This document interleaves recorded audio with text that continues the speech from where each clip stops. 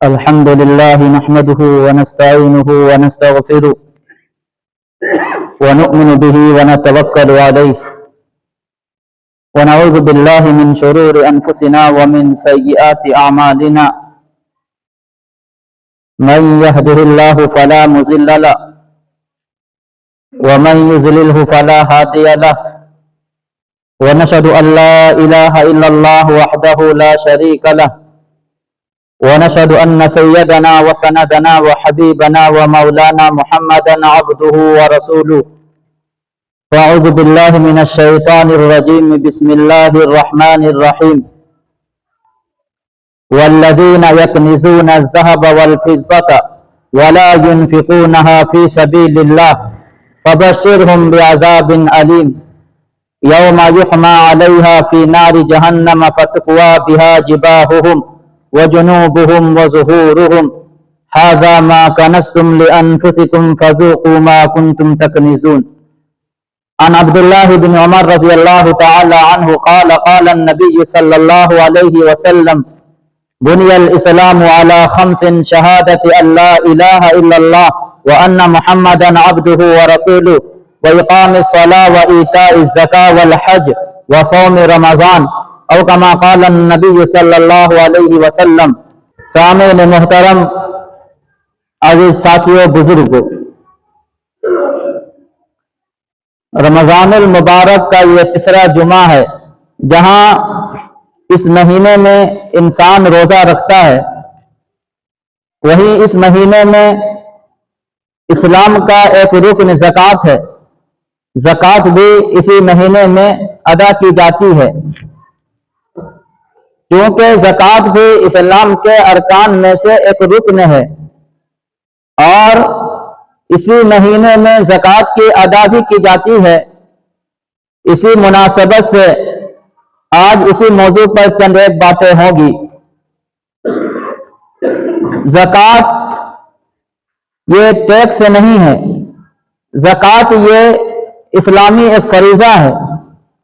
جس طریقے سے نماز پڑھنا یہ فرض ہے، روزہ رکھنا یہ فرض ہے، حج کرنا فرض ہے، عبادت ہے، اسی طریقے سے زکوٰۃ ادا کرنا بھی فرض ہے، عبادت ہے.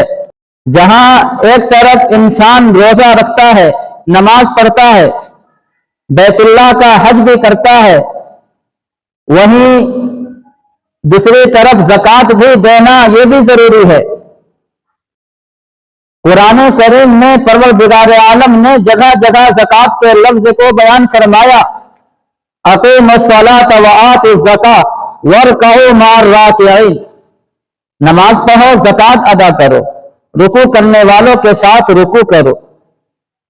مختلف مقامات پر جہاں نماز کا ذکر ہے وہیں پر زکوٰۃ کا بھی ذکر ہے. معلوم یہ ہوا نماز انسان پر ضروری ہے، فرض ہے. اسی طریقے سے صاحب نصاب پر زکوٰۃ بھی فرض ہے.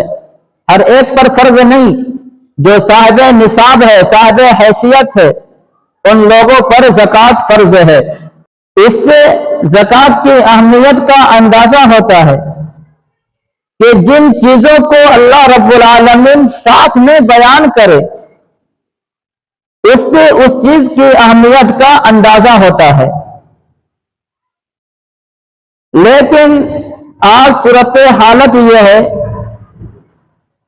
صاحب نصاب تو صاحب نصاب، جن لوگوں پر زکوٰۃ فرض ہے زکوٰۃ ادا نہیں کرتے ہیں، غفلت سستی سے کام لیتے ہیں. حالانکہ اگر تمام لوگ صحیح معنوں میں زکوٰۃ دینے لگے تو پھر غریبوں کی غربت ختم ہو جائے گی، مسکینوں کی مسکینیت ختم ہو جائے گی. لیکن افسوس تو اس بات پر ہے ایک انسان صاحب نصاب ہے، زکوٰۃ جن چیزوں پر فرض ہوتی ہے زکوٰۃ ان پر فرض ہو چکی ہے، پھر بھی زکوٰۃ نہیں دیتے ہیں. اس مبارک مہینے میں جناب رسول اللہ صلی اللہ علیہ وسلم کی سخاوت کا عالم یہ تھا، تیز چلنے والی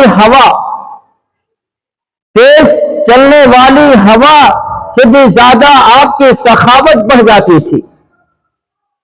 آپ اس قدر اس مبارک مہینے میں مال لٹاتے تھے، خرچ کرتے تھے، جس کو انسان نہیں سمجھ سکتا آج کے دور میں۔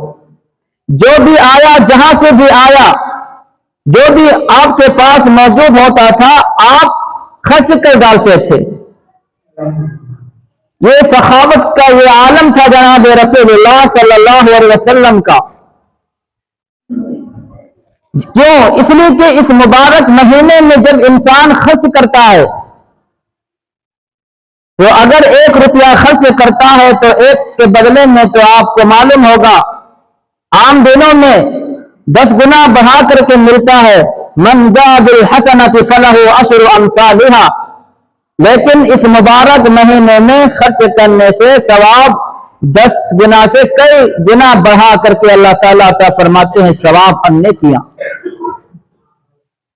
یہ ہمارے عرب کے آقا جناب رسول اللہ صلی اللہ علیہ وسلم کی سخاوت تھی۔ ان کے بعد کے لوگوں کو بھی دیکھیے، حضرت عائشہ صدیقہ رضی اللہ تعالی عنہا امہات المؤمنین ہے، ان کے بارے میں حدیث کی کتاب میں موجود ہے۔ ایک دن وہ روزہ رکھی ہوئی تھی اور اس 20 دن بھر ان کے پاس جتنے بھی سونے زیورات جو بھی چیزیں ان کے پاس تھی سب کو وہ خرچ کر ڈالی۔ پورے اطراف میں لوگوں کو بانٹنے شروع کی تو شام ہو گئی، دیتے دیتے لوگوں کو شام ہو گئی۔ ان کی کنیزہ باندھی کہتی ہے کہ آپ روزہ رکھی ہوئی ہے، کتنا اچھا ہوتا کہ کچھ بچا کر کے آپ اپنے روزہ کھولنے کے لیے افطار کے لیے رکھ لیتی۔ فرماتی ہے کہ مجھے تو یاد ہی نہیں رہا، میں نے سب مال غریبوں میں مسکینوں میں خرچ کر ڈالی۔ یہ حالت امہات المؤمنین حضرت عائشہ صدیقہ رضی اللہ تعالی عنہا کی۔ سخاوت اس قدر، جو بھی آیا، جہاں سے بھی آیا، ان کی خرچ کے لیے آیا، لیکن بجائے اپنی ذات میں خرچ کرنے کے دوسرے کے اوپر ترجیح دیتی ہے، دوسرے پر خرچ کر ڈالتی ہے۔ سخاوت ہو تو ایسی ہو، اگر رب نے مال دیا ہے تو صحیح جگہوں میں استعمال کیا جائے تب جا کر کے وہ ٹھیک ہے، اور اگر مال ملنے کے بعد مال کو صحیح جگہوں میں استعمال نہ کیا جائے، جن جن مصارف میں دینے کے لیے کہا گیا ہے ان مصارف میں خرچ نہ کیا جائے تو یہی مال آپ کے لیے وبال بن جائے گا، یہی مال آپ کے لیے نقصان دہ ثابت ہوگا۔ مالدار تو ہیں دلدار نہیں ہے، مالدار تو ہے لیکن دلدار نہیں ہے، دل نہیں ہے کہ خرچ کیا جائے۔ جناب رسول اللہ صلی اللہ علیہ وسلم کی سخاوت، آپ کی بیوی کی سخاوت، صحابہ کرام کی سخاوت پورے تاریخ میں جب پڑھیں گے تو معلوم ہوگا تو عام دنوں میں تو سخاوت ہوتی ہی تھی، لیکن مبارک مہینہ آنے سے ہر انسان، ہر آدمی خرچ کرنے میں زیادہ سے زیادہ خرچ کرتے تھے۔